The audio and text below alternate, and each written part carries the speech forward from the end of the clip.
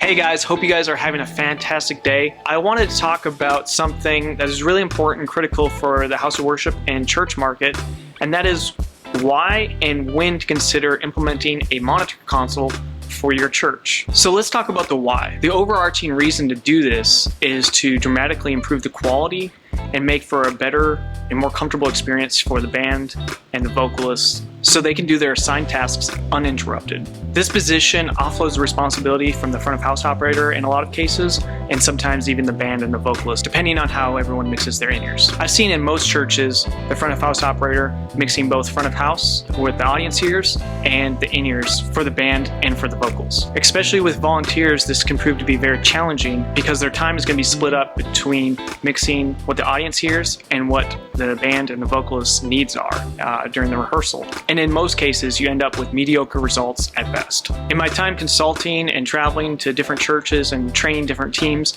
a lot of times I see the band and the vocalists mixing their own in-ears. But in most case scenarios, the vocalists especially, and sometimes even the band members, don't really know what they need or how to mix their own in-ears. And if you found yourself in this situation, a lot of times what happens is you end up adjusting the mix throughout the entire rehearsal and still end up with less than desirable results during the service. Now, I will say it is really easy to get a good setup on personal mixers. So those are those little units that the musicians use to control themselves and other musician levels. It really comes down to the quantity of the vocals and the quality that you're looking for that will determine whether you should get a monitor console. So the question is, when should we consider implementing a monitor console? In my experience, the best benchmark is when you surpass 6 in-ear mixes for your vocal team, you should consider implementing a monitor console. Now, that's not the only thing to consider. That's not the end-all be-all.